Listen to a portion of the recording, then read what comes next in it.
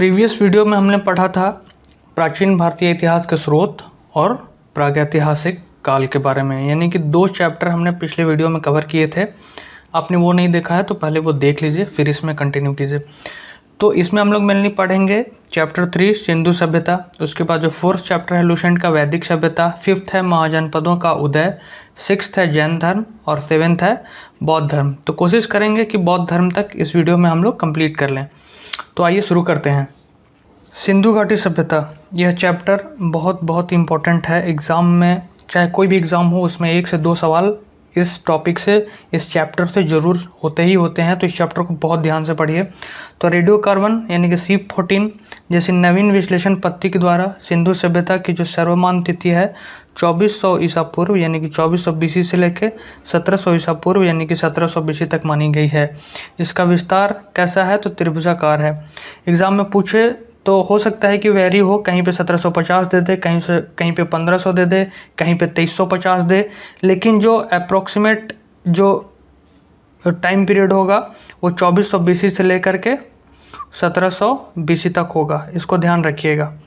Note में है तिथि निर्धारण की कार्बन 14 की खोज अमेरिका के प्रसिद्ध रसायन शास्त्री B.F. लीवी द्वारा 1946 में की गई थी। इस पद्धति में जिस पदार्थ में कार्बन 14 की मात्रा जितनी कम रहती है वह उतनी ही प्राचीन मानी जाती है। आपके भी दिमाग में होगा कि कार्बन 14 पद्धति से हम कैसे जान लेते हैं कि कोई भी वस्तु कितनी पुरानी है। तो आपको ये भी पता होगा कि ज़्यादातर जो वस्तुएं हैं इस दुनिया में, या मैक्सिमम वस्तुएं कार्बन की बनी हुई हैं। जो कार्बन की नहीं है उनको छोड़ करके हम बात कर रहे हैं। तो फॉसिल जितने भी चीज़ें हैं वो सब कार्बन की बनी हुई है, और जब उसका विनाश हो जाता है तो जो उसमें बचा हुआ होता है, जो अवशेष होता है, उससे हम लोग ज्ञात करते हैं कि कार्बन की कितनी मात्रा है उसमें। सिंधु घाटी की खोज किसने की थी तो 1921 ईस्वी में राय बहादुर दयाराम साहनी ने की थी। बहुत इंपॉर्टेंट है। 1921 में किसने की थी सिंधु घाटी की खोज तो राय बहादुर दयाराम साहनी ने। सिंधु घाटी किस नदी के किनारे है तो रावी नदी के किनारे है। सिंधु सभ्यता को आद्य ऐतिहासिक यानी कि प्रोटो हिस्टोरिक अथवा कांस्य यानी कि ब्रोंज युग में रखा जा सकता है। इस सभ्यता के मुख्य निवासी द्रविड़ भूमध्य सागरीय थे। आद्य ऐतिहासिक हमने आपको लास्ट चैप्टर में बताया था। हिस्ट्री के जो तीनों कैटेगरी हैं कि हिस्ट्री कब हुआ, आद्य ऐतिहासिक कब हुआ, या आद्य ऐतिहासिक से पहले वाले को क्या कहते हैं। तो आद्य ऐतिहासिक वैसे इतिहास को कहते थे जिसमें लिखा तो गया है, उसमें लिपि का डेवलपमेंट हो चुका था, चीज़ें लिखी जा चुकी थी, लेकिन हम लोग अभी तक उसको पढ़ नहीं पाए हैं, इसलिए वो आद्य ऐतिहासिक है। जब से हम लोग उसको पढ़ने लग गए तो वो ऐतिहासिक बन गया, हिस्टोरिक हो गया, लेकिन जब तक हम उसे पढ़ नहीं पाए हैं तो वह आद्य ऐतिहासिक रूप में है। पिक्टोरिकल फॉर्म में सिंधु घाटी सभ्यता में भी लिखी गई हैं, लेकिन हम उसको अभी तक पढ़ नहीं पाए हैं। आगे है कि सर जॉन मार्शल भारतीय पुरातत्व सर्वेक्षण विभाग के तत्कालिक महानिदेशक ने 1924 ईस्वी में सिंधु घाटी सभ्यता नामक एक उन्नत नगरीय सभ्यता पाए जाने की विधिवत घोषणा की। यहाँ पे थोड़ा सा ध्यान देने वाली बात है कि 1921 में उसका खोज हुआ था, दयाराम साहनी ने की थी, लेकिन इसका विधिवत घोषणा कब हुआ तो विधिवत घोषणा हुआ आपको 1924 में। सिंधु सभ्यता के सर्वाधिक पश्चिम पुरास्थल दास नदी के किनारे स्थित सूतकांगटोर जो कि बलूचिस्तान में है। ये आपको ध्यान रखना पड़ेगा, ठीक है ना, कि नॉर्थ, साउथ, ईस्ट और वेस्ट में सिंधु घाटी सभ्यता में कौन सा स्थल है। ये भी एग्जाम में पूछ लेगा और बहुत इंपॉर्टेंट है, ठीक है, मैचिंग में भी पूछ सकता है। तो पश्चिम में है किस नदी के किनारे, दास नदी के किनारे। कौन सा जगह है सूतकांगटोर। वर्तमान में कहाँ है तो बलूचिस्तान में है। पूर्वी पुरास्थल कौन सा है, हिंडन नदी के किनारे, आलमगीरपुर। जिला मेरठ यूपी में। उत्तरी पुरास्थल में कौन है तो चिनाव नदी के किनारे, उसके तट पे है। अखनूर के निकट में मांदा जगह, मांदा कहाँ है तो जम्मू एंड कश्मीर में। दक्षिणी पुरास्थल गोदावरी नदी के तट पर है, दाइमाबाद जिला अहमदनगर महाराष्ट्र में। तो इसको याद रखने का एक सिंपल सा ट्रिक हमने बनाया था, वो है मैड्स, ठीक है। मैड्स कैसे हो गया तो नॉर्थ में यहाँ से हम लोग स्टार्ट करके चलेंगे, ठीक है, MADS ऐसे चलेंगे, ओके। तो M फॉर मांदा, हम लोग नॉर्थ से स्टार्ट करेंगे। नॉर्थ ऊपर में हो गया, साउथ नीचे में हो गया, ईस्ट हो गया दाएं साइड में, और वेस्ट हो गया बाएं साइड में। तो नॉर्थ में M के बाद N आता है, ऐसे भी ध्यान रख सकते हैं, MN यानी कि नॉर्थ में कौन सा है तो नॉर्थ में है मांडा। ईस्ट में कौन सा है तो एम के बाद आ गया ए यानी कि आलमगीरपुर। उसके बाद डी आया, डी मतलब दायमाबाद, ऐसे भी दक्षिण और दायमाबाद ऐसे भी आप ध्यान रख सकते हैं। उसके बाद एस आया, एस आ गया आपको सुतकांगडोर, ये कहाँ है तो बलूचिस्तान पाकिस्तान में है। आगे है सिंधु सभ्यता या सैंधव सभ्यता, नगरीय सभ्यता थी, बहुत बहुत इंपॉर्टेंट है। क्वेश्चन ये भी पूछा जाता है, अगर 2 स्टेटमेंट में पूछ ले तो आगे पूछेगा कि वैदिक सभ्यता कैसी थी, तो वैदिक सभ्यता मेनली ग्रामीण सभ्यता थी, लेकिन सिंधु घाटी सभ्यता बहुत ही डेवलप्ड नगरीय सभ्यता थी। सैंधव सभ्यता से प्राप्त परिपक्व अवस्था वाले स्थलों में केवल 6 को ही बड़े नगर की संज्ञा दी गई है, जिसमें मोहनजोदड़ो सबसे बड़ा है, हड़प्पा, गनवारीवाला, धौलावीरा, राखीगढ़ी और कालीबंगा। ये जितने प्लेसेस आ रहे हैं इसको ध्यान रखिएगा, ये भी पूछेगा ये किस स्टेट में है, आगे हम आपको बताएंगे। तो स्वतंत्रता प्राप्ति पश्चात हड़प्पा संस्कृति के सर्वाधिक स्थल गुजरात में खोजे गए। तो बहुत सारे जो सिंधु घाटी सभ्यता के जो पुरातात्विक स्थल हैं वो पाकिस्तान में हैं, लेकिन इंडिया में सबसे ज़्यादा कहाँ खोजे गए, तो इंडिया में सबसे ज़्यादा स्वतंत्रता प्राप्ति के बाद गुजरात में खोजे गए हैं। नोट, सिंधु घाटी सभ्यता का सबसे बड़ा स्थल मोहनजोदड़ो है, जबकि भारत में इसका सबसे बड़ा स्थल राखीगढ़ी है। मोहनजोदड़ो कहाँ है, मोहनजोदड़ो अभी पाकिस्तान में है, जबकि भारत में इसका सबसे बड़ा स्थल कौन सा है, राखीगढ़ी, जो कि घग्गर नदी है। और यह है कहाँ, तो राखीगढ़ी आपको हरियाणा में है, हरियाणा के हिसार जिला में। इसकी खोज 1963 में सूरजभान ने की थी। याद क्या क्या रखना है इसमें, तो सबसे बड़ा स्थल कौन सा है, मोहनजोदड़ो, लेकिन वो इंडिया में नहीं है। जो भारत में है वो सबसे बड़ा स्थल कौन सा है, तो राखीगढ़ी। राखीगढ़ी किस नदी के किनारे है, तो घग्गर। किस राज्य में है, तो हरियाणा। उसकी खोज किसने की, तो 1963 में सूरजभान ने की। लोथल एवं सुतकोड़दा सिंधु सभ्यता का एक बंदरगाह है। ये भी क्वेश्चन पूछ चुका है एग्जाम में कि निम्नलिखित में से कौन सिंधु घाटी सभ्यता का बंदरगाह है। सिर्फ लोथल है तो लोथल मारिए, लोथल और सुतकोड़दा दोनों है तो बीपीएससी में ई मारना पड़ेगा। आगे है जूते हुए खेद और नक्काशीदार ईंटों के प्रयोग का साक्ष्य कालीबंगन से प्राप्त होता है। कालीबंगन का क्या मतलब होता है, काली मतलब ब्लैक हो ही गया, बंगन मतलब होता है चूड़ी। तो जूते हुए खेद और नक्काशीदार ईंटों का साक्ष्य कहाँ मिलता है, कालीबंगन में। जितने भी पॉइंट्स हम पढ़ रहे हैं ये बहुत बहुत इंपॉर्टेंट है। हम आपको पहले ही बता चुके थे कि सिंधु घाटी सभ्यता बहुत इंपॉर्टेंट है। 1 से 2 क्वेश्चन, कभी कभी 3 क्वेश्चन भी एग्जाम में पूछ लेता है डायरेक्टली। मोहनजोदड़ो से प्राप्त स्नानागार संभवतः सैंधव सभ्यता की सबसे बड़ी इमारत है, जिसके मध्य स्थित स्नान कुंड 11.88 मीटर लंबा, 7.01 मीटर चौड़ा, 2.43 मीटर गहरा है। अग्निकुंड लोथल एवं कालीबंगा से प्राप्त हुए हैं, ये भी ध्यान रखिएगा। अग्निकुंड कहाँ कहाँ से मिला है, तो लोथल से और कालीबंगन से। मोहनजोदड़ो से प्राप्त एक सील पर, सील मतलब मुहर पर 3 मुख वाले देवता, जिसे हम लोग पशुपतिनाथ के नाम से जानते हैं, तो 3 मुख वाले देवता की मूर्ति मिली है। उनके चारों ओर हाथी, गैंडा, चीता और भैंसा। यूपीएससी में पूछ चुका है ये कौन कौन से जानवर थे। तो पशुपतिनाथ उसमें ये भी पूछ चुका है कि उनके बाएं साइड में कौन था और उनके दाएं साइड में कौन था, यानी लेफ्ट राइट में भी पूछ चुका है कि बाएं में कौन कौन था। तो आपको सिर्फ इतना ध्यान रखना है कि जो पशुपतिनाथ की मूर्ति मिली है वो 3 मुख वाले हैं, ठीक है। और उनके चारों ओर, इसमें एक और जानवर है हिरण, वो भी है, लेकिन इसमें मेनली पूछ रहा है कि उनके चारों ओर हाथी, गैंडा, चीता और भैंसा, ये विराजमान है 4 जानवर।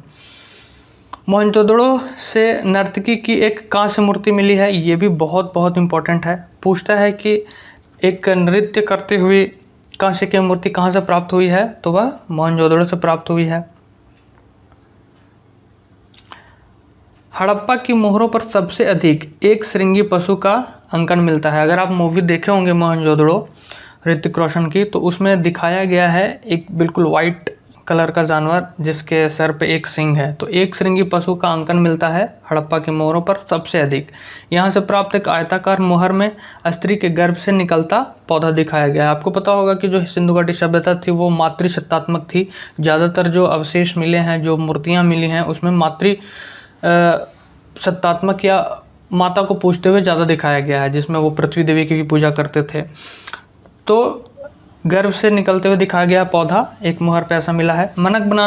मनके बनाने के कारखाने लोथल और चनहुदड़ों से मिले हैं।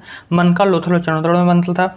सिंधु सभ्यता की लिपि भावचित्रात्मक थी, मतलब पिक्टोरिकल फॉर्म में होता था। यह लिपि दाईं से बाईं, ध्यान रखिएगा, हम लोग देवनागरी लिखें या रोमन लिखें जनरली बाएं से दाएं लिखते हैं, लेकिन ये दाएं से बाएं लिखी जाती थी। जब अभिलेख एक से अधिक पंक्तियों का होता था तब पंक्ति दाएं से बाएं और दूसरी बाएं से दाएं लिखी जाती थी।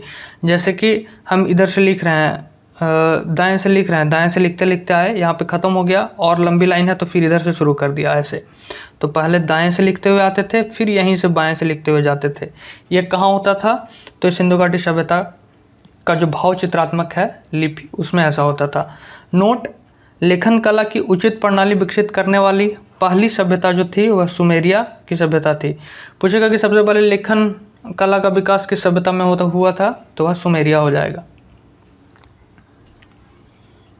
सिंधु सभ्यता के लोगों के नगरों तथा घरों के विन्यास के लिए ग्रीड पत्ती बनाई गई थी। ग्रीड पत्ती क्या होता है? तो ग्रीड पत्ती होता है कि मेनली समकोण पर जो काटते हैं उसको हम लोग ग्रीड पत्ती कहते हैं। जैसे कि यहाँ पे घर बना हुआ है, यहाँ पे घर बना हुआ है, ऐसे घर बना हुआ है, फिर ये जो ग्रिड पत्ती हुआ, फिर ऐसे बीच में रास्ता हो गया, फिर इधर घर बना हुआ है ऐसे, फिर इस लाइन के उधर घर बना हुआ है। मतलब जो भी रोड होंगे ना वो बिल्कुल समकोण पे काटेंगे। फिर आगे जाकर के हो सकता है एक रोड ऐसे आ जाए, इसमें आगे जाकर के एक रोड ऐसे आ जाए। तो ये होता था ग्रिड पत्ती। बिल्कुल आयताकार या स्क्वायर वाली स्थिति में होते थे, समकोण पे काटते थे। घरों के दरवाजे और खिड़कियां सड़क की ओर न खुलकर पिछवाड़े की ओर खुलते थे।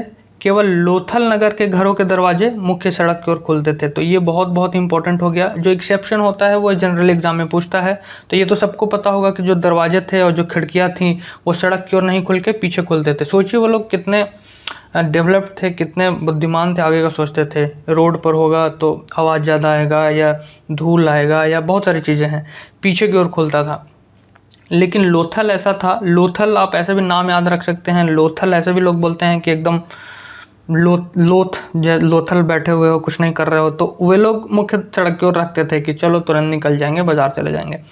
सिंधु सभ्यता में मुख्य जो फसल थी वह गेहूं थी और जौ थी। कल भी हमने ये देखा था। लेकिन उसमें अगर हम लोग बात करेंगे, एक और टर्म था कि उसमें अनाज कौन सा था, तो वो चावल था। लेकिन प्रमुख फसल कौन सा है? गेहूं और जौ। सेंधावासी मिठास के लिए शहद का प्रयोग करते थे, ध्यान रखिएगा। मिट्टी से बने हल का साक्ष्य वनमाली में मिलता है, ठीक है, ये भी बहुत इंपॉर्टेंट है। रंगपुर एवं लोथल से चावल के दाने मिले हैं, जिसमें धान की खेती होने का प्रमाण मिलता है। चावल के प्रथम साक्ष्य लोथल से ही प्राप्त हुए हैं। चावल का प्रथम साक्ष्य कहाँ से मिला है? तो वो लोथल से प्राप्त हुआ है। सुरकोटदा, कालीबंगन एवं लोथल से सैंधवकालीन घोड़े के अस्थिपंजर मिले हैं। ये भी ध्यान रखिएगा, बहुत इंपॉर्टेंट है। घोड़े के अस्थिपंजर कहाँ कहाँ से मिले हैं? तो सुरकोटदा, कालीबंगन और लोथल। तौल की इकाई संभवतः 16 के अनुपात में थी। बहुत समय पहले जब आप छोटे होंगे तो आपको ध्यान होगा 16 आना, 8 आना, ये सब चीज़ें चलती थी उस समय। 16 आना बोला जाता था। तो 16 के अनुपात में उस समय भी तौल की इकाई चलती थी। संभवतः इसलिए लगाया गया है क्योंकि अनुमान लगाया गया है। मेनली सिंधु घाटी सभ्यता से जो चीज़ें मिली हैं, जो स्रोत मिले हैं जिनसे हम लोगों को ये नॉलेज मिला है, क्योंकि हम लोग पढ़ तो पाए नहीं है कि जो पिक्टोरिकल फॉर्म में अंकन है, जैसे स्क्विड गेम अगर आपने देखा होगा तो उसमें सिंबल है ऐसे ऐसे ऐसे, तो सिंबॉलिक है। इसी तरीके से वो बहुत सारी चीज़ें बना करके सिंधु घाटी सभ्यता में चीज़ें लिखी गई हैं, उसको हम लोग पढ़ नहीं पाए हैं, इसलिए संभवतः लिखा जाता है। सिंधु सभ्यता के लोग यातायात के लिए 2 पहियों एवं 4 पहियों वाली बैलगाड़ी या भैंस गाड़ी का उपयोग करते थे। बैलगाड़ी और भैंसा गाड़ी उसमें चलता था। मेसोपोटामिया के अभिलेखों में वर्णित मेलुहा शब्द बहुत इंपॉर्टेंट है। मेलुहा शब्द का अभिप्राय किससे है? तो सिंधु घाटी सभ्यता से है। सिंधु घाटी सभ्यता में जो विदेशी व्यापार होता था, कहाँ कहाँ से होता था? तो तांबा होता था खेतड़ी, बलूचिस्तान, ओमान से। चांदी कहाँ से होता था? तो अफगानिस्तान और ईरान से। ध्यान रखिएगा, चांदी पूछ सकता है अफगानिस्तान ईरान से। सोना कहाँ से होता था? तो कर्नाटक, अभी भी होता है वहाँ से। मतलब वहाँ से आयात नहीं होता है, लेकिन अपने यहाँ सोना अभी भी कर्नाटक में होता है। ईरान से, अफ़गानिस्तान से। टीन कहाँ से होता है? अफ़गानिस्तान ईरान से। अफ़गानिस्तान ईरान आपको बहुत सारी चीज़ों में कॉमन मिलेगा, जैसे सोना, चांदी, टीन और शीशा, इसमें ईरान सब में कॉमन है। अफगानिस्तान किस किस में कॉमन है? तो सोना, चांदी और टीन में। गोमेद कहाँ से मिला है? तो गोमेद सौराष्ट्र से मिला है। लाजवर्थ मेसोपोटामिया से। शीशा ईरान से। संभवतः हड़प्पा संस्कृति का शासन वणिक वर्गों के हाथों में था। इसके बारे में भी कोई कंफर्मेशन नहीं है, लेकिन ऐसा माना जाता है कि वणिक वर्ग जो था उस समय उनके हाथों में था, यानी कि वणिक वर्ग कह सकते हैं, जो बिजनेसमैन हैं अभी उनके हाथों में था। इम्पोर्टेंट है आगे का कि कौन कौन से नदी हैं जिसके किनारे ये बसा हुआ है, और साथ ही उसके उत्खननकर्ता कौन थे। तो ये बहुत इम्पोर्टेंट है, इसको हम लोगों को अच्छे से ध्यान रखना है। तो सबसे पहले है हड़प्पा। हड़प्पा है आपको रावी नदी के किनारे, है कहाँ? ये पाकिस्तान के पंजाब प्रांत में। इसकी खोज किसने की थी? तो दयाराम साहनी ने की थी। ठीक है। मोहनजोदड़ो कहाँ है? सिंधु नदी के किनारे, ये भी पाकिस्तान के सिंध प्रांत में है। इसकी खोज किसने की थी? तो राखलदास बनर्जी ने की थी। चाणूदड़ो कहाँ है? तो ये भी सिंधु नदी के किनारे है, ये भी पाकिस्तान में है। ये जो ऊपर के जो 3 हैं ये मेनली पाकिस्तान में है, लेकिन सिंध वाले कौन कौन है? तो सिंध हो गया आपको मोहनजोदड़ो, चाणूदड़ो और कोटची। कालीबंगा कहाँ है? तो घग्गर राजस्थान में। ठीक है। कोटची कहाँ है? सिंधु। तो सिंधु के किनारे 3 हैं, मोहनजोदड़ो, चाणूदड़ो और कोटदीजी। रंगपुर कहाँ है? ये कोटदीजी कहाँ है? तो सिंध प्रांत, ये भी आपको पाकिस्तान में ही हो गया।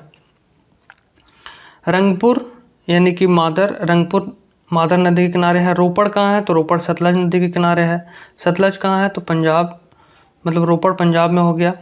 सतलज नदी ऊपर से होते हुए आती है, मतलब पंजाब ये सब में राजस्थान होते हुए। लोथल कहाँ है? तो लोथल भोगवा, ये कहाँ है? तो गुजरात में है, गुजरात का अहमदाबाद जिला।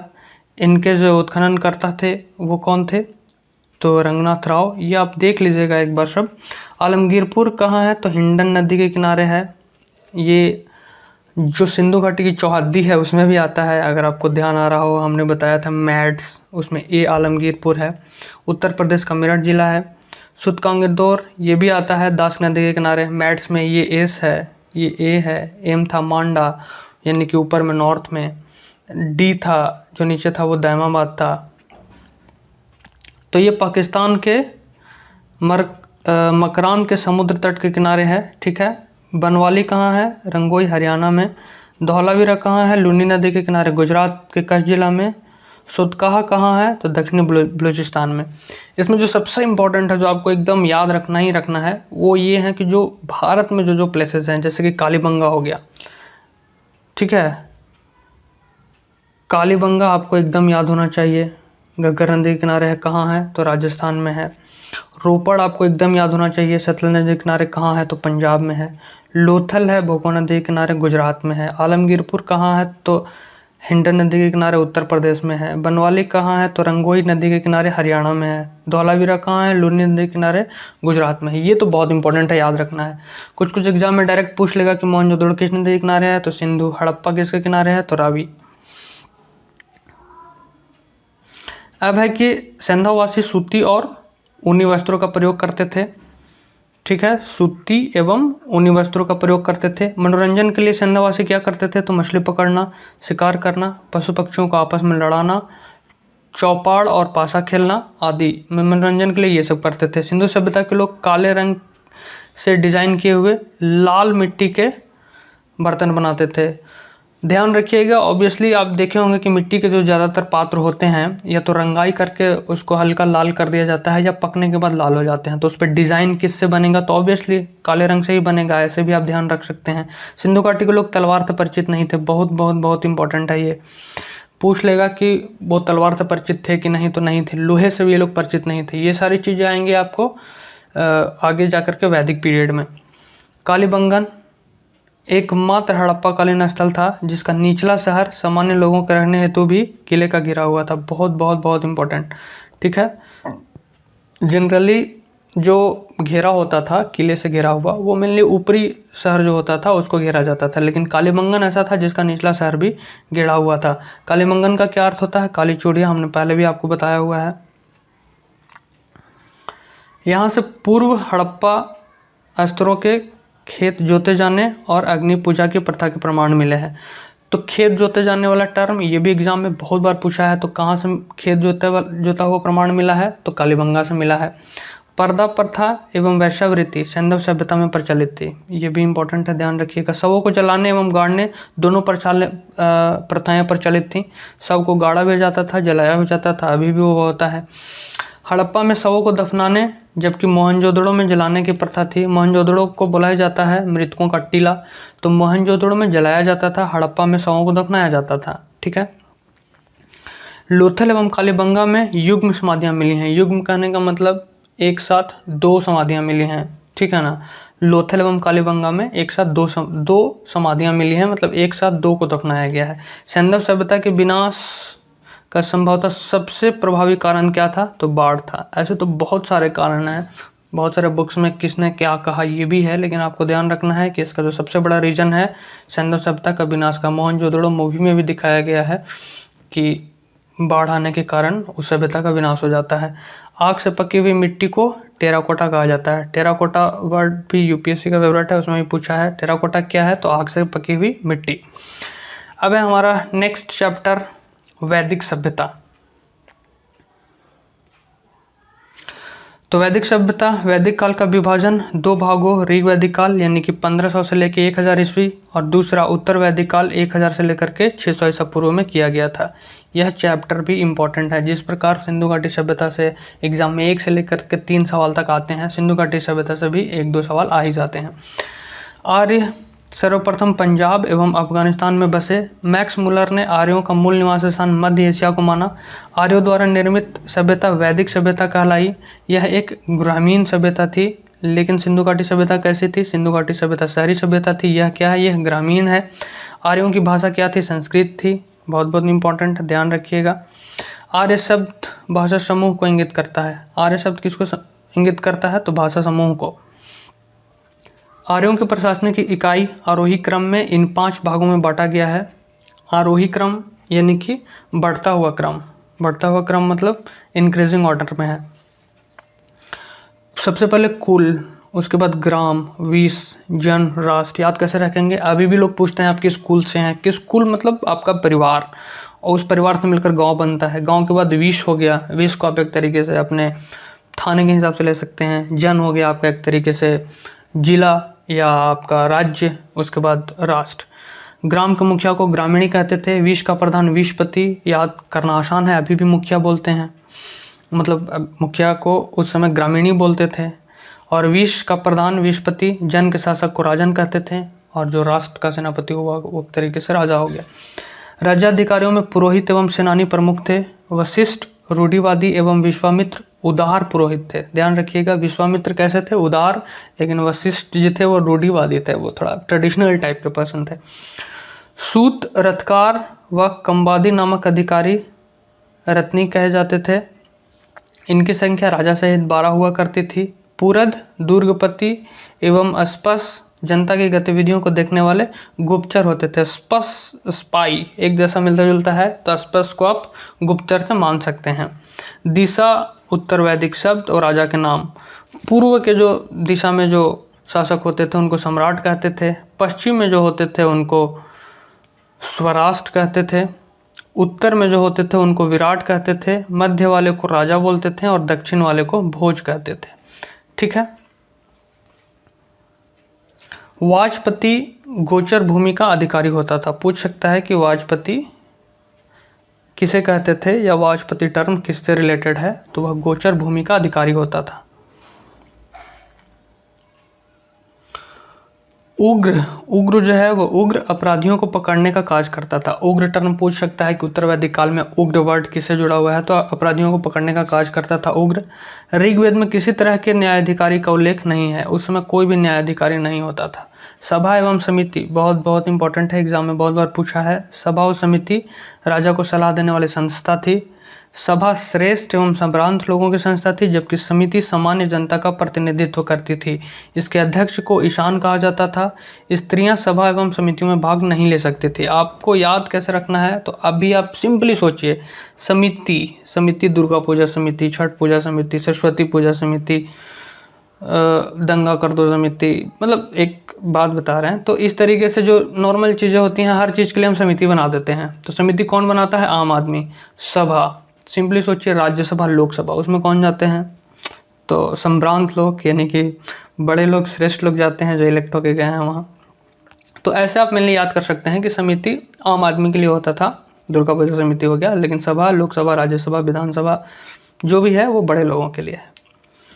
युद्ध के कबीले का नेतृत्व राजा करता था। युद्ध के लिए गविष्ठ शब्द का प्रयोग किया जाता था, जिसका अर्थ है गायों की खोज। हमने आपको पहले भी बताया है कि उस समय स्टेटस सिंबल क्या था, तो गायों से रिलेटेड था। जिसके पास जितनी ज़्यादा गायें वो उतना शक्तिशाली, उतना समृद्ध माना जाता था। तो गविष्ठी शब्द का युद्ध के लिए प्रयोग होता था। बहुत इम्पोर्टेंट आगे आ चुका है दशराज युद्ध के बारे में। दशराज युद्ध से रिलेटेड भी एग्जाम में बहुत बार पूछा है। तो दशराज युद्ध का उल्लेख ऋग्वेद के 7वें मंडल में है। ये जो 7वां मंडल है, ऋग्वेद में और भी बहुत सारे मंडल है जो हमने आपको फर्स्ट चैप्टर में बताया था कि तीसरे मंडल में क्या है, उसके 8वें मंडल में क्या है, उसके 9वें मंडल में क्या है, उसके 10वें मंडल में क्या है, हमने सब बताया है आपको। अगर आपको ध्यान है तो आप कमेंट कीजिए या प्रीवियस वीडियो भी देख लीजिए। ऐसे मैं आपको एक बार बता देता हूँ। थर्ड में क्या था? थर्ड में आपको सावित्री यानी कि गायत्री मंत्र से रिलेटेड है। सावित्री सूर्य को बोला जाता था। 8वें मंडल में जो हस्त लिखित ऋचाएँ थीं, जिसको खिल कहा जाता था, उसके बारे में वर्णन है। 9वें मंडल में देवता सोम के बारे में वर्णन था। और 10वें मंडल में आपको जो 4 आश्रम हैं, एक तरीके से 4 जैसे ब्राह्मण हो गया, वैश्य हो गया, ब्राह्मण हो गया, क्षत्रिय हो गया, वैश्य हो गया, शूद्र हो गया, इन चारों के बारे में वर्णन क्या था? 10वें में था। तो 7वें मंडल में दशराज युद्ध का उल्लेख है। यह युद्ध कहाँ हुआ था? तो परुष्णी यानी कि रावी नदी के तट पर हुआ था। सुदास एवं 10 जनों के बीच में यह युद्ध लड़ा गया था। इसमें जीते कौन थे? तो सुदास। कमाल कर दिया था इन्होंने। तो ये बहुत इंपॉर्टेंट है, इसको ध्यान रखिएगा। दशराज युद्ध का उल्लेख कहाँ है? तो 7वें मंडल में है। किस नदी के किनारे हुआ? तो परुष्णी। परुष्णी पुराना नाम है, इसका नया नाम मतलब अभी का नाम क्या है? रावी। और इस किसके किसके बीच लड़ा गया? तो सुदास और 10 जनों के बीच में। जीता कौन? तो सुदास। ये अलग है, ये इसमें मिक्स ना हो। एक बार रिवाइज करा देते हैं। जैसे वेद हैं आपको 4, लेकिन वेदांग कितने हैं? वेदांग हैं 6। महापुराण कितने हैं? 18, या पुराण भी उसको बोलते हैं। उपनिषद कितने हैं? तो उपनिषद हैं 108। ऋग्वैदिक समाज 4 वर्णों में विभक्त था। ये थे ब्राह्मण, क्षत्रिय, वैश्य और शूद्र। यह विभाजन व्यवसाय पर आधारित था। ठीक है। ऋग्वेद के 10वें मंडल में पुरुष सूक्त में चतुर्वर्णों का उल्लेख मिलता है।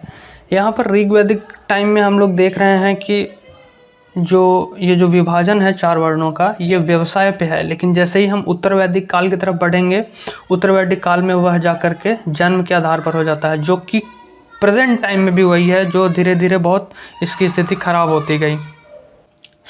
ऋग्वेद के 10वें मंडल में पुरुष सूक्त के बारे में वर्णन है। उसमें और क्या कहा गया है?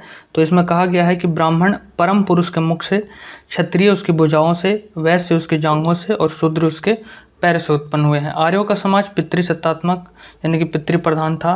सिंधु घाटी सभ्यता कैसी थी? तो मातृ प्रधान थी।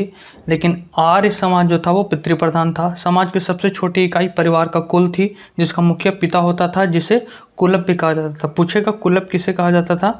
कुलप यानी कि कुल का जो हेड है वो कुलप। स्त्रियां इस काल में अपने पति के साथ यज्ञ कार्य में भाग ले सकती थीं। बहुत इंपॉर्टेंट है।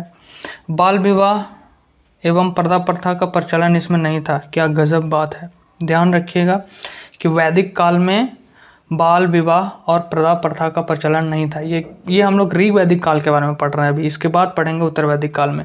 तो इसमें बाल विवाह पर्दा प्रथा का प्रचलन नहीं था। विधवा अपने मृतक पति के छोटे भाई यानी कि देवर से विवाह कर सकती थी। प्रचलन यह अभी भी है। स्त्रियां शिक्षा ग्रहण करती थीं। ऋग्वेद में लोपामुद्रा, घोषा, सिक्ता, आल्पा एवं विश्वास जैसी विदुषी स्त्रियों का भी वर्णन है। विद्वान पुरुष के लिए यूज किया जाता है। विदुषी वर्ड स्त्रीलिंग है, महिलाओं के लिए यूज किया जाता है। गार्गी ने याज्ञवल्क्य को वाद विवाद की चुनौती दी थी। जीवन भर अविवाहित रहने वाले महिलाओं को क्या कहा जाता था? अम्माजू। जीविकोपार्जन के लिए वेद वेदांग पढ़ने वाला अध्यापक उपाध्याय कहलाता था। उपाध्याय जी, ऐसे याद रखिए, वेद वेदांग पढ़ने वाले अध्यापक कहलाते थे।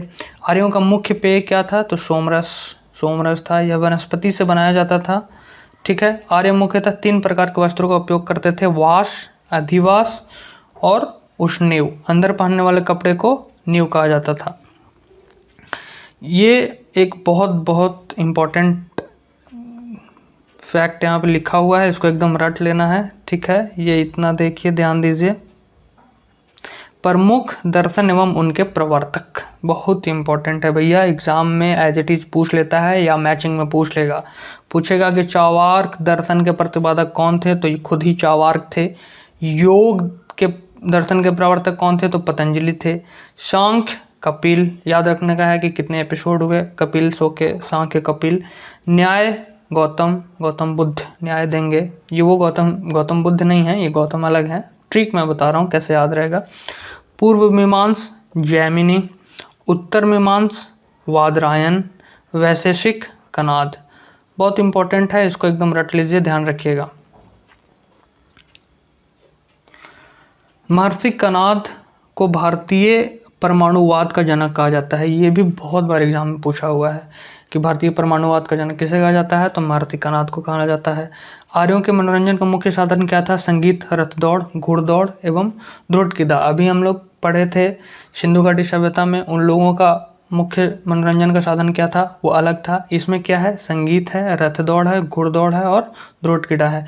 आर्यों का मुख्य व्यवसाय क्या था, तो पशुपालन और कृषि। ध्यान रखिएगा, पशुपालन और कृषि। इनकी सभ्यता कैसी थी, तो ग्रामीण।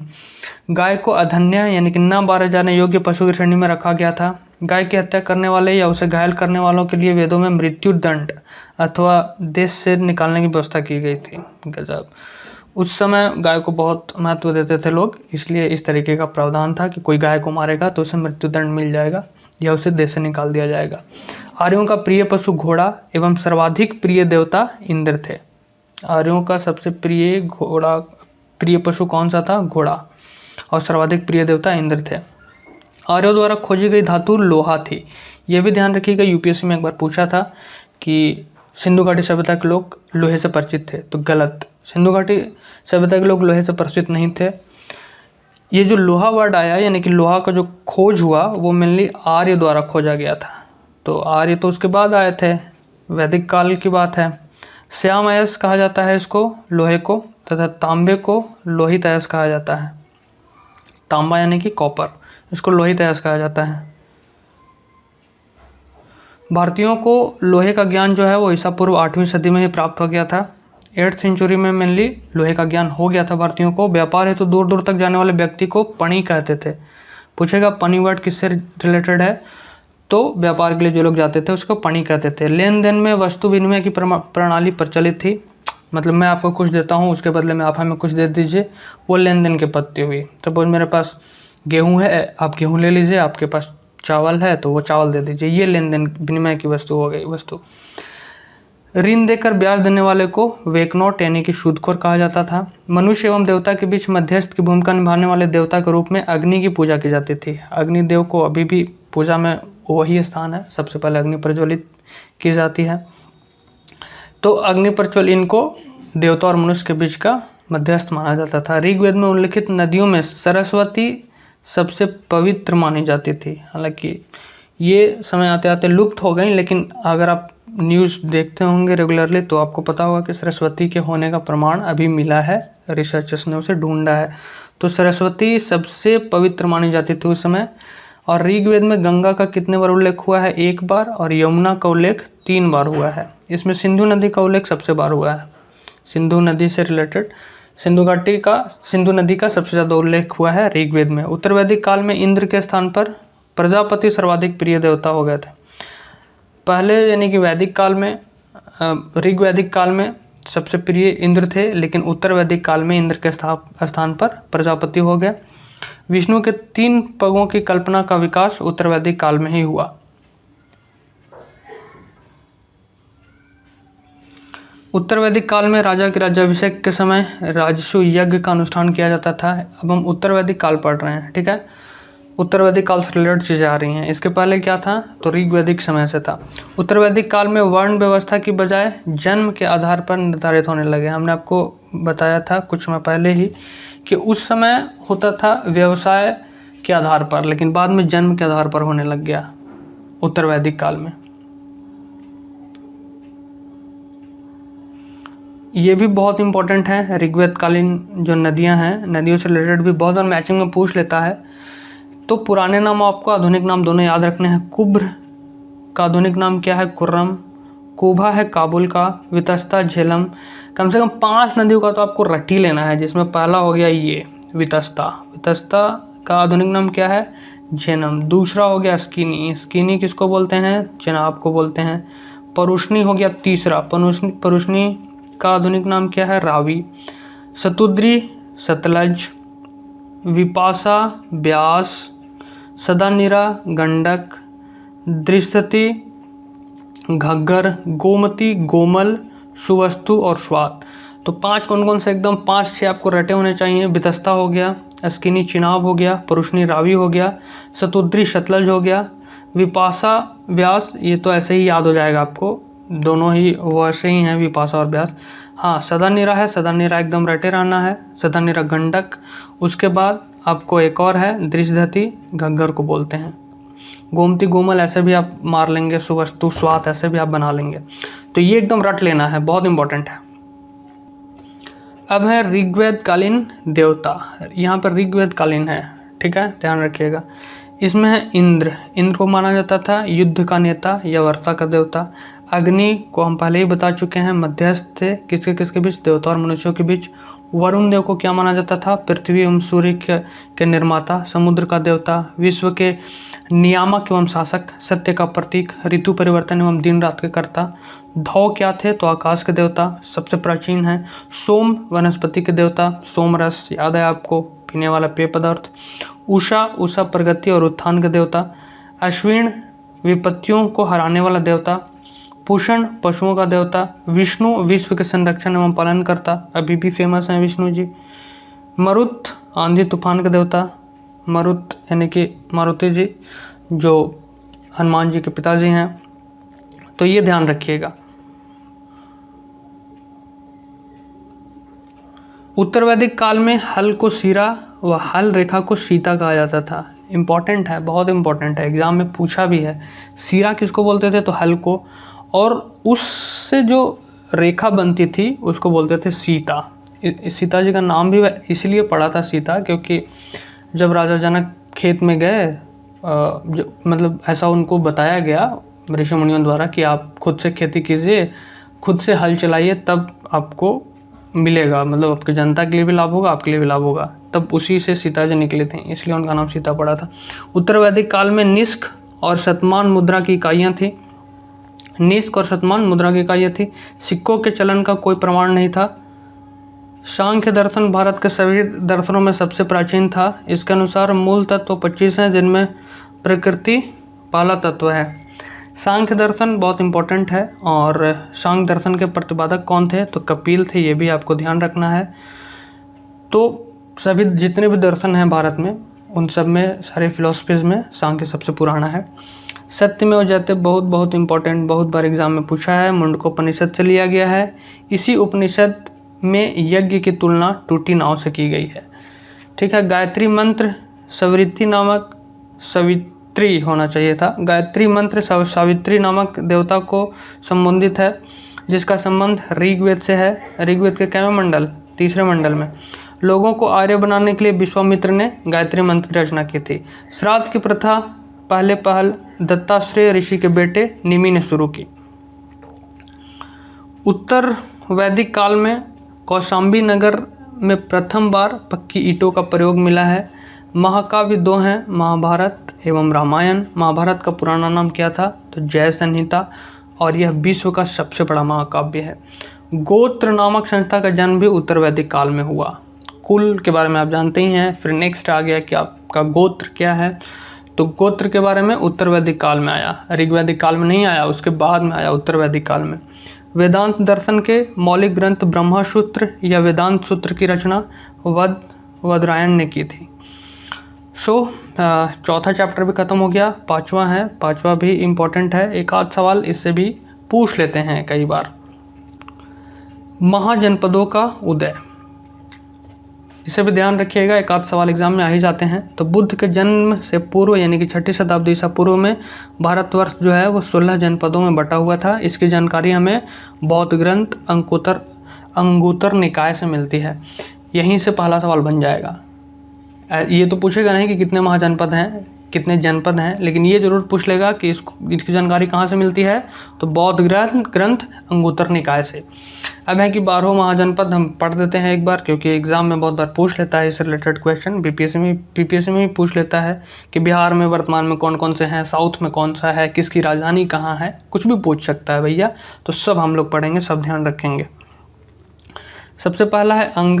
अंग की राजधानी कहाँ है? चंपा। ये क्षेत्र क्या है? भागलपुर, मुंगेर, बिहार। तो सबसे पहला सवाल यहीं से बन जाता है बीपीएससी में। मगध। मगध की राजधानी कहाँ थी? गिरिव्रज, राजगिरी। अभी का क्षेत्र क्या है? तो पटना गया, बिहार। यहाँ से तो भैया 2 सवाल बनते हैं। पहला कि मगध का सबसे पहला राजधानी, सबसे प्राचीन राजधानी कौन सी थी? तो गिरिव्रज या राजगिरी। ऑप्शन में रहेगा पाटलिपुत्र, आंसर मान लीजिएगा गलत हो जाएगा। तो गिरिव्रज या राजगिरी थी। अंग की राजधानी कहाँ थी? तो चंपा थी।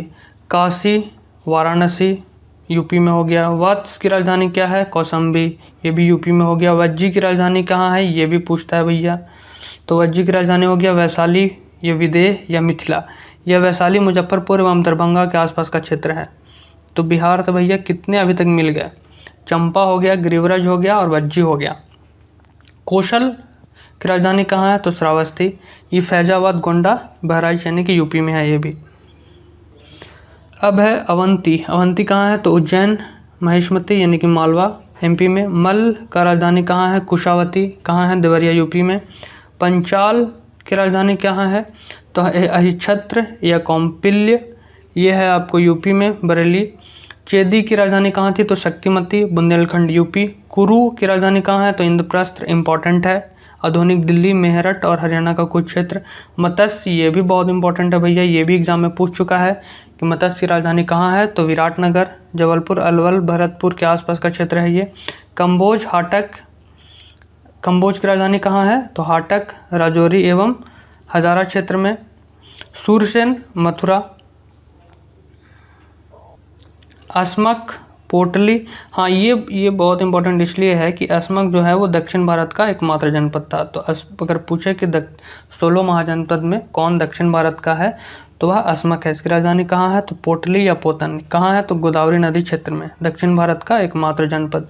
गांधार, इसकी राजधानी कहाँ थी? तो तक्षशिला है, ये भी ध्यान रखिएगा, रावलपिंडी और पेशावर में। तो जिसका राजधानी आपको बहुत अच्छे से याद रखना है वो कौन कौन हो गया? तो एक तो हो गया गांधार, इसकी राजधानी कहाँ है? तक्षशिला। अस्मक आपको इसलिए ध्यान रखना है क्योंकि यह साउथ का एकमात्र जनपद है। फिर आपको मत्स्य की राजधानी याद रखनी है विराटनगर। कुरु की राजधानी याद रखनी है इंद्रप्रस्थ। और बिहार के जो तीनों हैं वो आपको एकदम रटे रहना है, जैसे कि अंग की राजधानी चंपा, मगध का गिरिव्रज, राजगिरी, एक और हो गया आपका वज्जी का वैशाली, विदेह या मिथिला। इनका भी आपको याद रखना है राजधानी। कौशल का श्रावस्ती, अवंती का उज्जैन या महिष्मती, मल्ल का कुशावती। हमारा नेक्स्ट टॉपिक है जैन धर्म।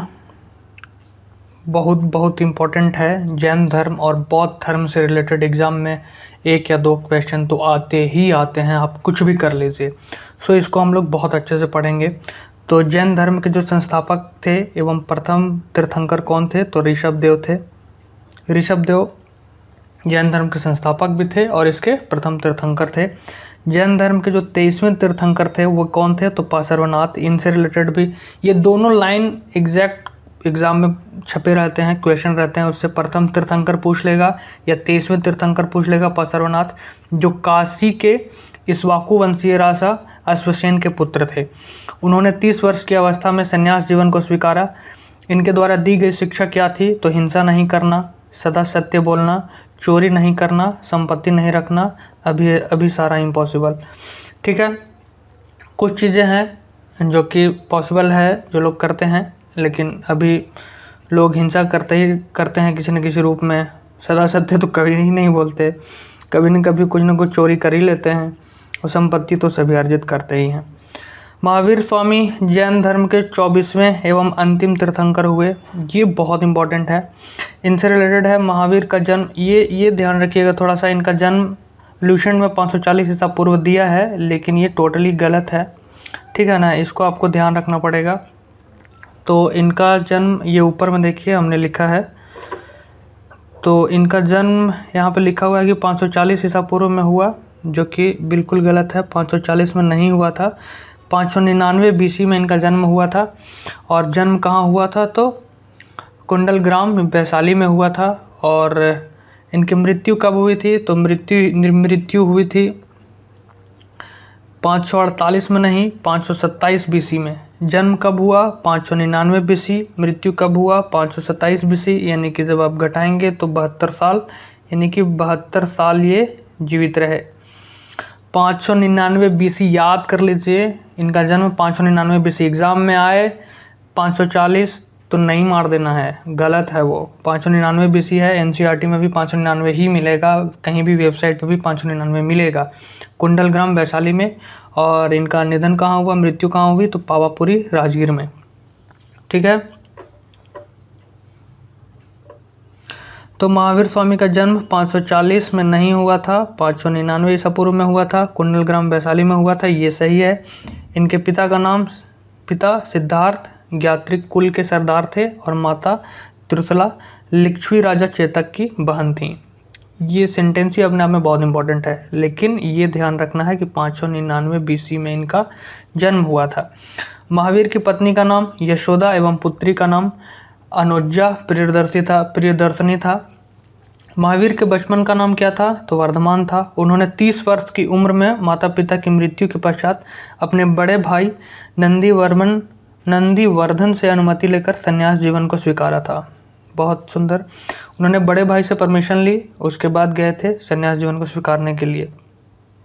12 वर्ष की कठिन तपस्या के पश्चात महावीर को जिम्भिक के समीप रिजुपालिका नदी, ये याद रखिएगा, एग्जाम में पूछ लेता है कौन सी नदी थी, तो रिजुपालिका नदी के तट पर कौन सा वृक्ष था? तो साल वृक्ष के नीचे तपस्या करते हुए संपूर्ण ज्ञान का बोध हुआ। इसी समय से महावीर को क्या कहा जाने लगा? तो जिन यानी कि विजेता, आहर्त यानी कि पूज्य, या निर्ग्रंथ यानी कि बंधनहीन, ये सारा टर्म उनके लिए यूज किए जाने लगे जब वो 12 वर्ष की कठिन तपस्या के बाद रिजुपालिका नदी के तट पर साल वृक्ष के नीचे तपस्या करते हुए उन्हें संपूर्ण ज्ञान की प्राप्ति हुई। महावीर ने अपना उपदेश प्राकृत यानी कि अर्धमागधी भाषा में दिया है। तो ध्यान रखिएगा कि महावीर ने किस में दिया है और बुद्ध ने किस में दिया है, ये बहुत इंपॉर्टेंट है, एग्जाम में आप फंस सकते हैं इस चीज़ से। तो महावीर ने प्रकृत में दिया है और बुद्ध ने दिया है, मैं आपको आगे बताऊंगा, उन्होंने पाली में दिया है। तो महावीर ने अपना उपदेश प्राकृत अर्धमागधी भाषा में दिया है। महावीर ने अनुयायियों को मूलतः निर्ग्रंथ कहा जाता था। महावीर के अनुयायी क्या कहलाते थे? तो निर्ग्रंथ। महावीर के प्रथम अनुयायी उनके दामाद जामिल बने, जो किनके हस्बैंड थे? तो प्रियदर्शनी। प्रथम जैन भिक्षुणी नरेश दाहिवान की पुत्री चंपा थी। महावीर ने अपने शिष्यों को 11 गंधर्वों में विभाजित किया था। आर्य सुधर्मा अकेला ऐसा गंधर्व था जो महावीर की मृत्यु के बाद भी जीवित रहा। आर्य सुधर्मा ऐसे पहले गंधर्व थे जो उनके मृत्यु के बाद भी जीवित रहे, और जो जैन धर्म का प्रथम थेरा या मुख्य उपदेशक हुए। स्वामी महावीर के भिक्षुणी संघ की प्रधान जो थी वह चंदना थी। प्रमुख जैन तीर्थंकर और उनके प्रतीक, ये भी ध्यान रखिएगा, इससे भी रिलेटेड एग्जाम में क्वेश्चन आता है। मेनली किन किन से आता है? जैसे प्रथम हो गए, प्रथम ऋषभदेव हो गए, तो इनका सांड है, इससे रिलेटेड आता है। अजीतनाथ हैं द्वितीय, इनका क्या था? हाथी। तृतीय संभवदेव, इनका घोड़ा था। सप्तम जो थे वो थे संपार्श्व, इनका स्वास्तिक था। शांति 16वें, इनका हिरन था। अमरनाथ 18वें थे, इनका मीन था। नामी 21वें थे, इनका नीलकमल था। अरिष्टनेमी 22वें थे, इनका शंख था। पाशर्व 23वें थे, इनका सर्प था। महावीर 24वें थे, इनका सिंह था। जो आपको याद रखना है किसी भी हाल में, वो कौन से हैं? तो महावीर, किसी भी हाल में याद कर ही लेना है। महावीर 24वें थे, सिंह था। 23वें हमारे पाशर्वनाथ थे, उनका सर्प था। ये याद ही कर लेना है भैया, ये तो याद होना ही चाहिए। प्रथम जो थे ऋषभदेव, उनका सांड था। और बहुत बार पूछ लेता है अजितनाथ का जो द्वितीय थे उनका हाथी था। 2 जैन तीर्थंकरों ऋषभदेव एवं अरिष्टनेमी के नामों का उल्लेख ऋग्वेद में मिलता है। ऋग्वेद में किनका किनका है? तो ऋषभदेव और अरिष्टनेमी जो 22वें थे। अरिष्टनेमी को भगवान कृष्ण का निकट संबंधी माना जाता है। ठीक है। लगभग 300 ईसा पूर्व में मगध में 12 वर्षों का भीषण अकाल पड़ा, जिसके कारण भद्रबाहु अपने शिष्यों सहित कर्नाटक चले गए, किंतु कुछ अनुयायी स्थूलभद्र के साथ मगध में ही रुक गए। भद्रबाहु के वापस लौटने पर मगध के साधुओं से उनका गहरा मतभेद हो गया, जिसके परिणाम स्वरूप जैन मत श्वेतांबर एवं दिगंबर नामक 2 संप्रदायों में बंट गए। स्थूलभद्र के शिष्य श्वेतांबर श्वेत वस्त्र धारण करने वाले एवं भद्रबाहु के शिष्य दिगंबर यानी कि नग्न रहने वाले कहलाए। तो भैया आप याद कैसे करिएगा? तो याद ऐसे करना है कि स्थूल हमने आपको पहले ही बताया, स्थूल मतलब स्थिर मान लीजिए। जो स्थूल थे वो रुक गए, नहीं भैया हमसे नहीं चला जाएगा, स्थूल थे वो रुक गए। जो भद्रबाहु थे वो निकल गए, तो भद्रबाहु लड़ाई के बाद निकल गए, वो चले गए। तो जो चले गए वो जब बाद में लौटे, मतलब ऐसे ट्रिक बता रहा हूँ, सीरियसली मत नहीं लेना है इसको दिल पे। तो स्थूलबाहु तो रुक गए, सब कुछ इनके पास है, अपना व्यवस्था करके रुक गए, खाने पीने कपड़ा वपड़ा सब है इनके पास। भद्रबाहु जो गए वो जब वापस आए तो उनके पास कुछ नहीं था, यानी कि भद्रबाहु जो शिष्य थे वो दिगंबर हो गए, नग्न रहने लगे, उनके पास कुछ बचा नहीं। जो स्थूलभद्र थे, मतलब ट्रिक बता रहा हूँ एक तरीके से याद करने का, स्थूलबाहु जो यहाँ रुक गए वो यहाँ रहने लगे, एकदम मस्त रह रहे हैं, एकदम श्वेत वस्त्र धारण करके, एकदम एलीट क्लास ग्रुप में। तो वे श्वेत धारण वस्त्र करने वाले श्वेतांबर हो गए। श्वेतांबर श्वेत ऐसे भी याद रहेगा आपको। और दिगंबर जिनके पास कुछ बचा नहीं, नग्न रहने वाले कहलाए भद्रबाहु के शिष्य। आगे हैं जैन संगीतियाँ। जैन संगीतियाँ भी बहुत इंपॉर्टेंट है, इसको ध्यान रखना है आपको। जैसे बौद्ध संगीतियाँ हुई वो तो भैया एग्जाम में पूछता ही है, उसको तो रट ही लेना है, लेकिन जैन संगीतियाँ भी ध्यान रखना है। तो प्रथम कब हुआ? तो 300 ईसा पूर्व में। कहाँ हुआ? तो पाटलिपुत्र में। इसके अध्यक्ष कौन थे? तो स्थूलभद्र। स्थूलभद्र वही हैं जो रुक गए थे और जो श्वेतांबर कहलाए बाद में। द्वितीय कब हुआ? तो 6ठी शताब्दी में, वल्लभी गुजरात में। इनके अध्यक्ष कौन थे? क्षमा श्रवण। जैन धर्म के त्रिरत्न, यूपीएससी में भी पूछा है, अदर एग्जाम में भी पूछा है कि त्रिरत्न कौन कौन से हैं? तो सम्यक दर्शक, सम्यक ज्ञान और सम्यक आचरण। त्रिरत्न के अनुशील में निम्न 5 महावत्रों का पालन अनिवार्य है। अहिंसा महाव्रत 5 है त्रिरत्न के अनुशीलन में। वो कौन कौन से हैं? तो अहिंसा, हिंसा नहीं करना है भैया। सत्यवचन, सत्य बोलना है। अस्तेय, अपरिग्रह एवं ब्रह्मचर्य। जैन धर्म में ईश्वर की मान्यता नहीं है, ये बहुत इंपॉर्टेंट है। जैन धर्म वाले लोग ईश्वर को नहीं मानते हैं। अभी तो हमने पढ़ा नहीं है बौद्ध धर्म, इसलिए कंपैरिजन करना उतना ठीक नहीं रहेगा, फिर भी मैं आपको बता देता हूँ। अभी हमने पढ़ा कि जैन धर्म वाले ईश्वर को नहीं मानते हैं और बौद्ध धर्म वाले भी ईश्वर को नहीं मानते हैं। ईश्वर को मानते तो फिर ये अपना धर्म क्यों बनाते हैं? ठीक है, ये एक सिंपल सा बात समझना है। दूसरा आत्मा में जैन धर्म वाले विश्वास करते हैं, लेकिन बौद्ध वाले उसमें भी नहीं करते हैं। बोला आत्मा कुछ नहीं होता है, भगवान कुछ नहीं होते हैं। बाद में बौद्ध धर्म वाले खुद ही बुद्ध भगवान का पूजा करने लग गए, ये बड़ी अलग बात है।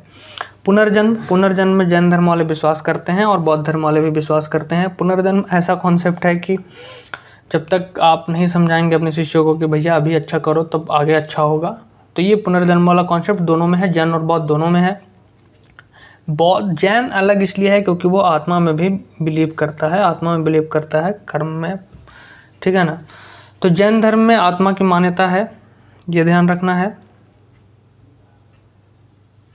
जैन धर्म में आत्मा की मान्यता है। जैन धर्म में पुनर्जन्म और कर्मवाद में विश्वास करते थे, ठीक है, जैन धर्म वाले। जैन धर्म में सप्तभंगी ज्ञान के अन्य नाम स्याद्वाद व अनेकांतवाद हैं। जैन धर्म ने अपने अध्यापक विचारों को सांख्य दर्शन से ग्रहण किया है, ये भी ध्यान रखिएगा। कहाँ से? सांख्य दर्शन। प्रतिपादक कौन? कपिल।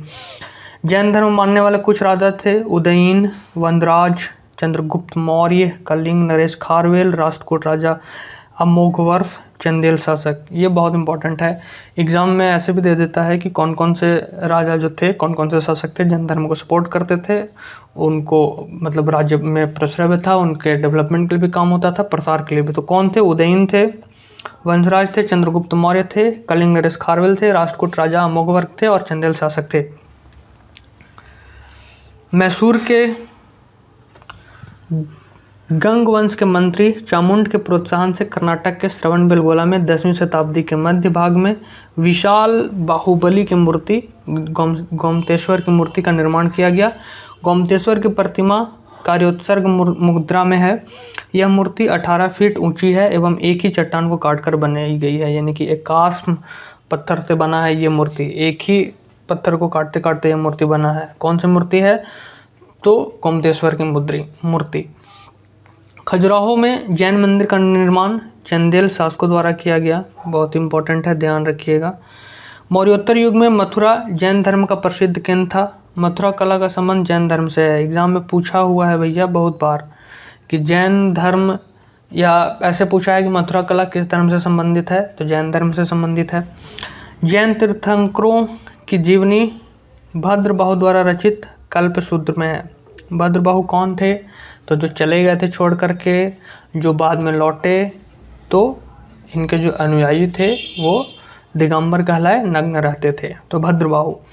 72 वर्ष की आयु में महावीर की मृत्यु यानी कि उनका निर्वाण हुआ। 468 नहीं भैया, 468 नहीं, हमने आपको बताया है कि ये गलत है। 527 BC। कब हुआ था? 468 गलत है, 527 BC। जन्म कब हुआ था? तो 599 BC। दोनों का अंतर कितना है? तो 72 साल, यानी कि 72 साल के बाद उनका निर्वाण हुआ महावीर का। और हुआ कहाँ था? तो पावापुरी राजगीर में। मल्लराज सृष्टिपाल के राज्य प्रसाद में महावीर स्वामी का निर्वाण हुआ था। ठीक है, तो जैन धर्म खत्म हो गया, बहुत इंपॉर्टेंट है। एक बार फिर से देखने का मन हो तो फिर से देखिए, लेकिन इसको छोड़ना नहीं है, अच्छे से करना है। नेक्स्ट चैप्टर है हमारा बौद्ध धर्म। इसमें जितने स्टार लगाने हैं लगा लीजिए, यानी कि वेरी वेरी वेरी इंपॉर्टेंट की श्रेणी में रहेगा ये।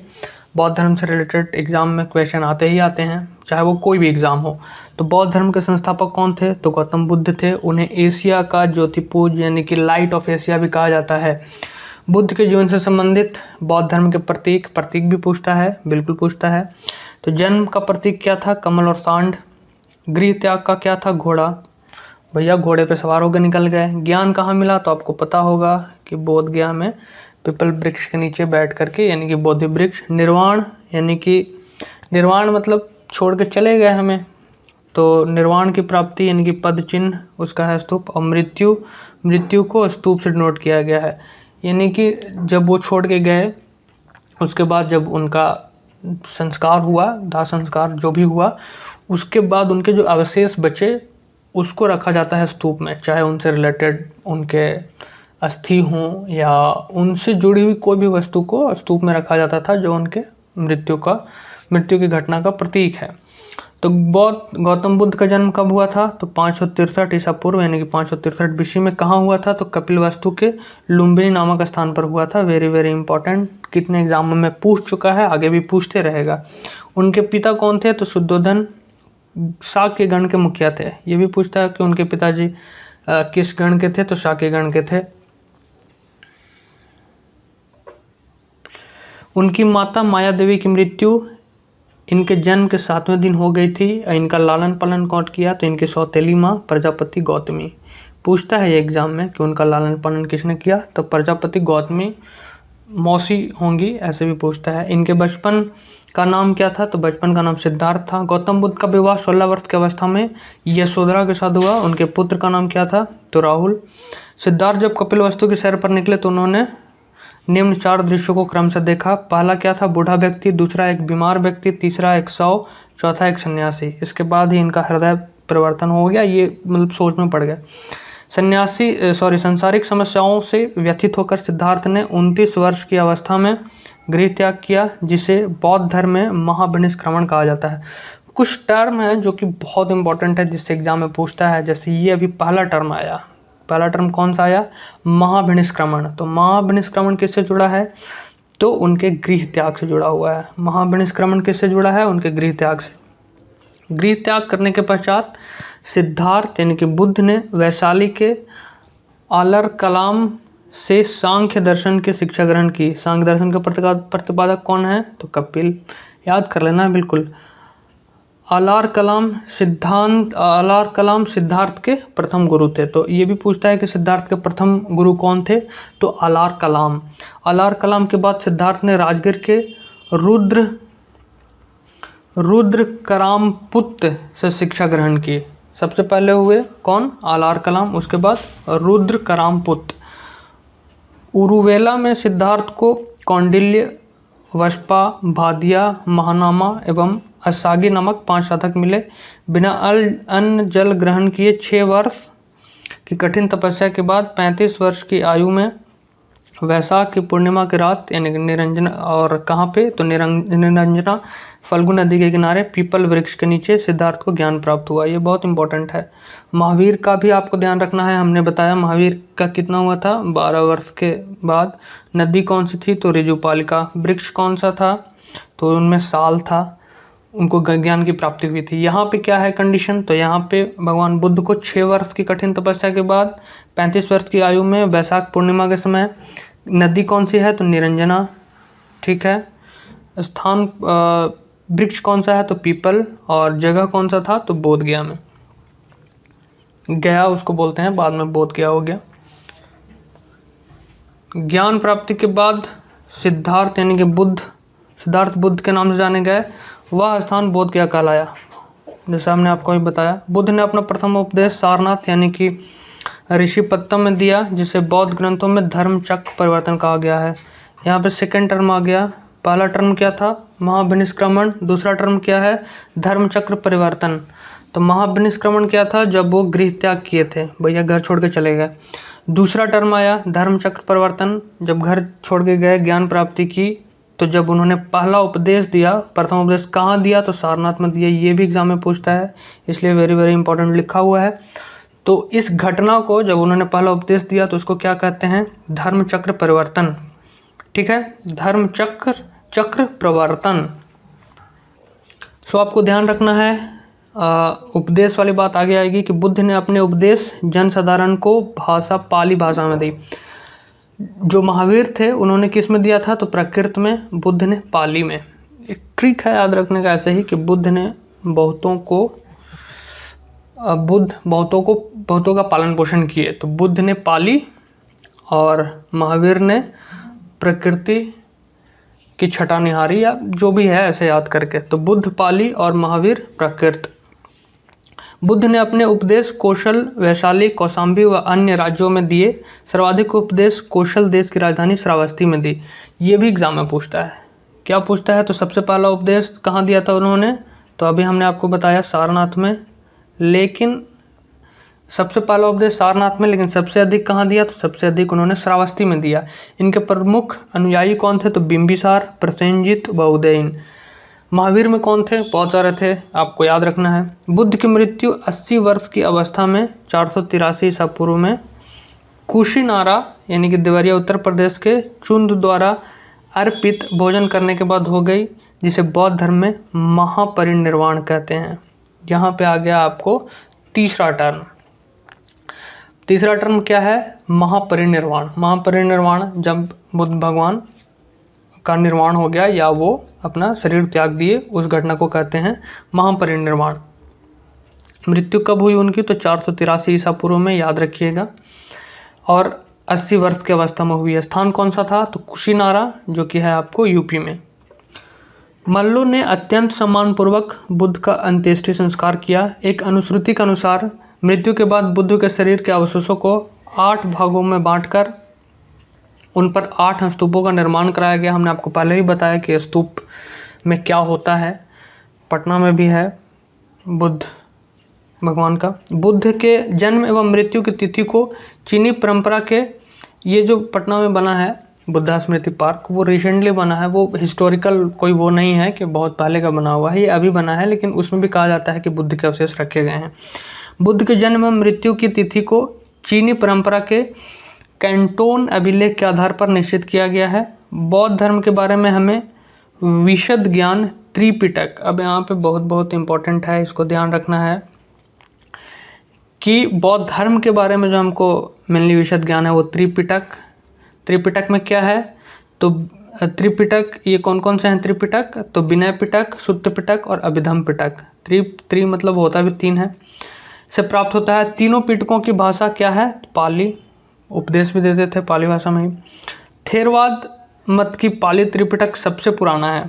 थेरवाद मत का जो पाली है वो सबसे पुराना है। सूत्र पिटक में बुद्ध के धार्मिक सिद्धांतों को संवाद के रूप में संकलित किया गया है, सूत्र पिटक में, ठीक है।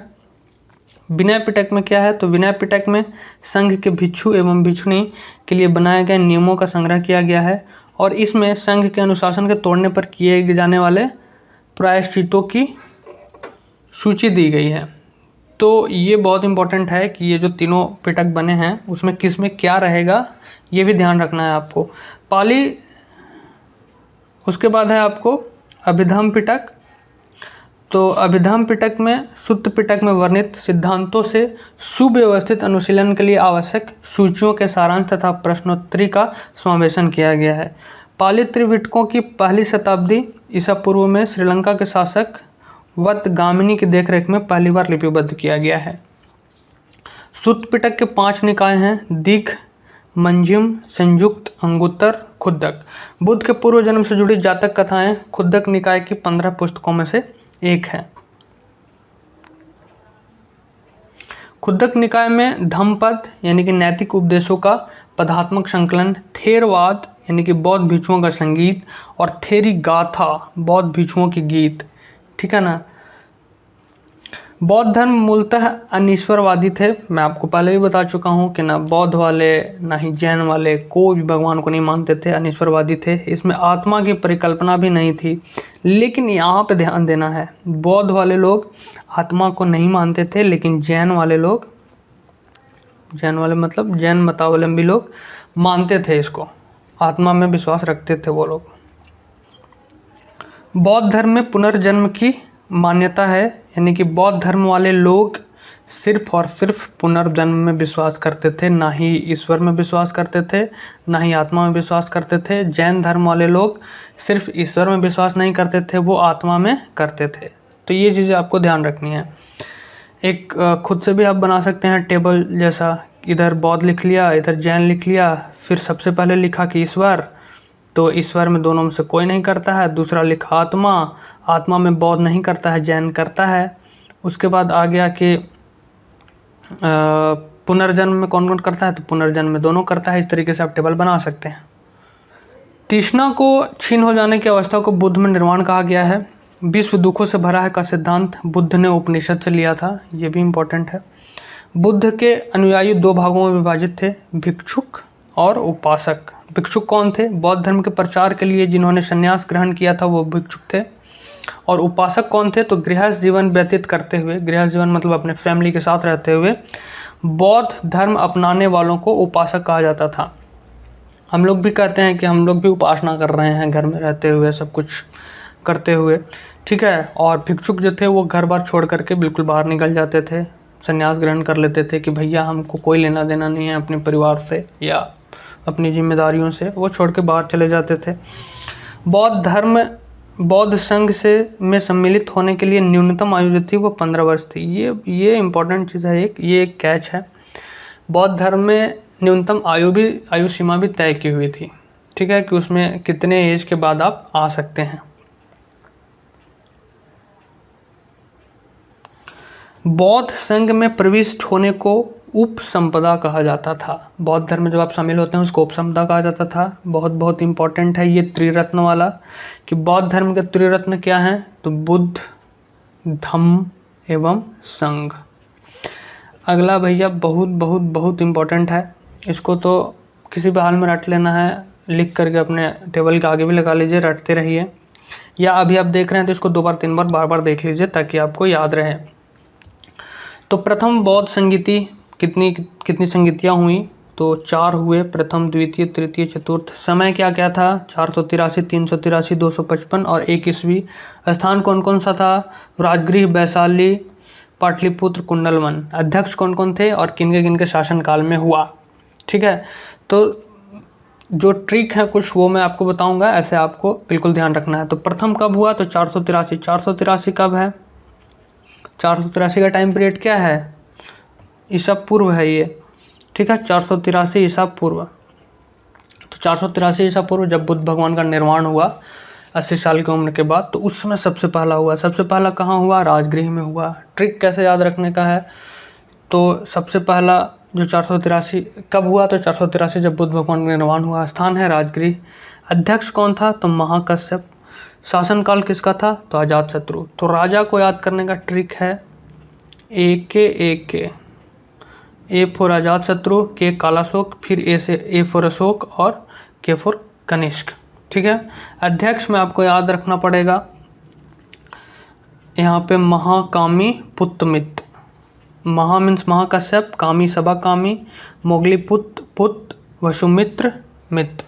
ठीक है। वसुमित्र को अश्वघोष कहा जाता है। दूसरा कब हुआ तो 383, बिल्कुल 100 साल बाद। याद रखने का सिंपल तरीका 483 पहला, दूसरा 100 साल बाद हुआ। कहाँ हुआ तो वैशाली में हुआ। अध्यक्ष कौन थे तो सभाकामी। शासक कौन था तो कालाशोक। तीसरा कब हुआ 255 ईस्वी में। कहाँ हुआ पटना में। इसके अध्यक्ष कौन थे तो मोगलीपुत्र तिस्त पूरा नाम था इनका। शासक कौन था तो अशोक। उसके बाद चौथा कहाँ हुआ तो चौथा हुआ आपको ईस्वी की प्रथम शताब्दी में। ठीक है। स्थान क्या था तो कुंडलवन कहाँ है आपको तो कुंडलवन कश्मीर में है मिली। तो इसके जो अध्यक्ष थे वो वसुमित्र हैं या उनको अश्वघोष भी कहा जाता था। राजा कौन था कनिष्क। इसको बहुत बहुत अच्छे से याद रखना है, एकदम भूलना नहीं है इसको। ठीक है। तो प्रथम द्वितीय तृतीय चतुर्थ ऐसे भी आप याद कर सकते हैं कि 4 ही थे। आप एक बार में टाइम पीरियड याद कर लीजिए कि 483, 383, 255। पहला स्थान एक बार में याद कर लीजिए कि पहले राजगृह, फिर वैशाली, फिर पाटलिपुत्र, फिर कुंडलवन। अध्यक्ष कौन तो महाकश्यप, सभाकामी, मोगलीपुत्र और वसुमित्र या अश्वघोष। शासक कौन A अजातशत्रु, कालाशोक, अशोक, कनिष्क। आगे है कि चतुर्थ बौद्ध संगीति के बाद बौद्ध धर्म 2 भागों यानी कि हीनयान और महायान में विभक्त हो गया था। बौद्ध धर्म के महायान संप्रदाय का आदर्श था बोधिसत्व दूसरे के कल्याण को प्राथमिकता देते हुए अपने निर्वाण में विलंब करते थे। अच्छा कॉन्सेप्ट था। हीनयान का आदर्श क्या था तो अहर्त पद को प्राप्त करना, जो व्यक्ति अपनी साधना से निर्वाण की प्राप्ति करे और उन्हें ही अहर्त कहा जाता था। मतलब ये मेनली अपने आप पर ध्यान देते थे, अपनी साधना करते थे और भगवान को प्राप्त कर लिया या निर्वाण प्राप्त कर लिया, ऐसा था। लेकिन जो महायान संप्रदान के थे, महायान वर्ड में ही आप महान लगा सकते हैं, तो ये क्या सोचते थे, इनका आदर्श था बोधिसत्व कि नहीं, हमको दूसरों के कल्याण को पहली प्राथमिकता देती है और उसके साथ अपना निर्माण करना है। धार्मिक जुलूस का प्रारंभ सबसे पहले बौद्ध धर्म के द्वारा प्रारंभ किया गया। बौद्ध धर्म का सबसे पवित्र त्यौहार कौन सा है तो बैसाख पूर्णिमा, जिस दिन भगवान बुद्ध को, इस दिन बहुत सारी चीज़ें हुई थी, उनको उन ज्ञान की प्राप्ति हुई थी, उनका निर्वाण भी इसी दिन हुआ था, जिसे बुद्ध पूर्णिमा के नाम से जाना जाता है। इसका महत्व इसलिए है क्योंकि बुद्ध पूर्णिमा के ही दिन बुद्ध का जन्म हुआ था, उनका ज्ञान की प्राप्ति भी इसी दिन हुई थी एवं इनका महापरिनिर्वाण भी इसी दिन हुआ था। ठीक है। बुद्ध ने सांसारिक दुखों के संबंध में 4 आर्य शर्तों का उपदेश दिया है। ये हैं कौन कौन से। दुख पहला है, दूसरा दुख समुदाय, तीसरा है दुख निरोध और चौथा है दुख निरोधगामी प्रतिपदा। इन सांसारिक दुखों से मुक्ति हेतु बुद्ध ने अष्टांगिक मार्ग की बात कही है। ठीक है। अष्टांगिक में 8 मार्ग हैं। ये हैं सम्यक दृष्टि, सम्यक संकल्प, सम्यक वाणी, सम्यक कर्मांत, सम्यक आजीव, सम्यक व्यायाम, सम्यक स्मृति एवं सम्यक समाधि। बुद्ध के अनुसार अष्टांगिक मार्ग के पालन करने के उपरांत मनुष्य की भाव तृष्णा नष्ट हो जाती है और उसे निर्वाण की प्राप्ति हो जाता है। भाव तृष्णा मतलब आपका डर खत्म हो जाएगा, किसी भी चीज़ से डर नहीं लगेगा। मेनली लाइफ में जो भी होता है, हम ओवर थिंकिंग करते हैं, चिंता करते हैं या एक्सपेक्टेशन करते हैं, उससे होता है, तो ये सारी चीज़ें खत्म हो जाएगी भैया, कोई टेंशन ही नहीं है। निर्वाण बौद्ध धर्म का परम लक्ष्य है, जिसका अर्थ है दीपक बुझ जाना। निर्वाण का मतलब है दीपक बुझ जाना, अर्थात जीवन मरण चक्र से मुक्ति हो जाना।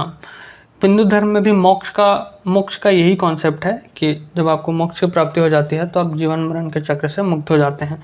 बुद्ध धर्म ने निर्वाण प्राप्ति को सरल बनाने के लिए निम्न 10 शीलों पर बल दिया। ये 10 शील कौन थे।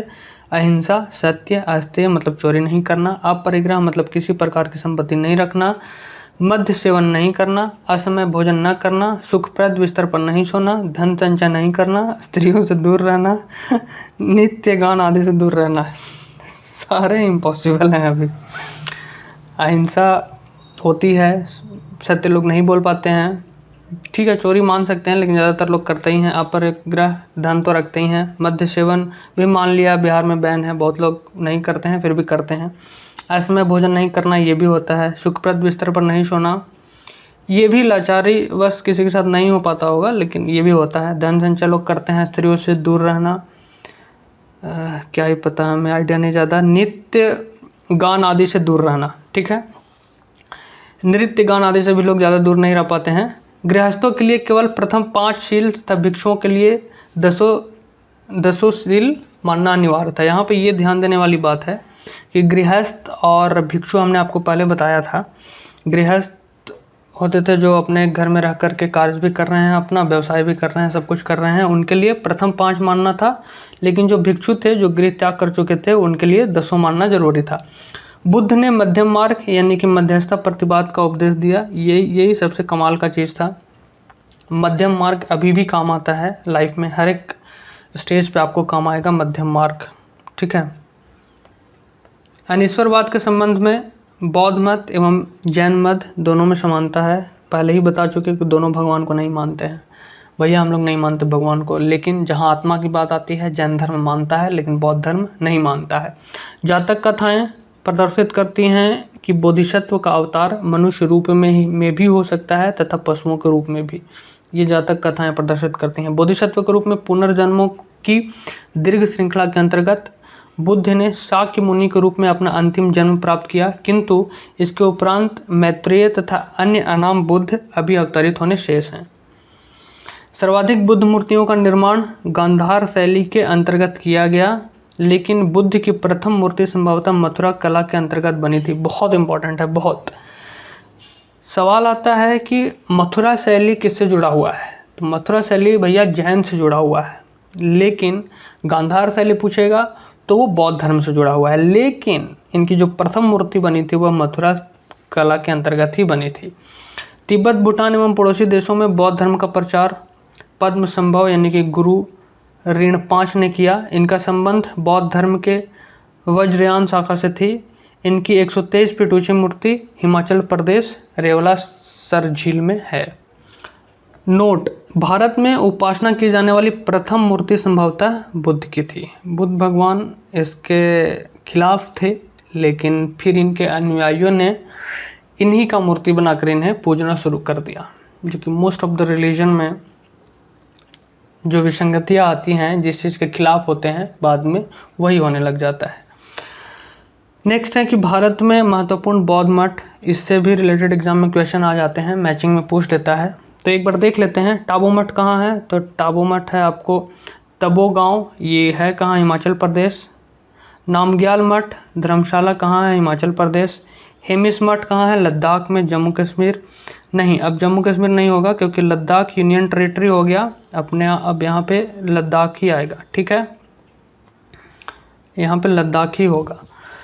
थिकसे मठ कहाँ है, तो थिकसे भी लद्दाख में है। सासुर मठ कहाँ है, तो लाहौल स्पीति। मिड्रालिंग मठ कहाँ है, तो देहरादून, ये उत्तराखंड में है। और सासुर मठ कहाँ है, तो हिमाचल प्रदेश में है। रूमठेक मठ स्थान गंगटोक कहाँ है, सिक्किम में। तवांग मठ बहुत बहुत इंपॉर्टेंट है, तवांग मठ कहाँ है, तो अरुणाचल प्रदेश में, अरुणाचल, ठीक है। नामड्रांगिल मठ कहाँ है, तो मैसूर, कर्नाटक में।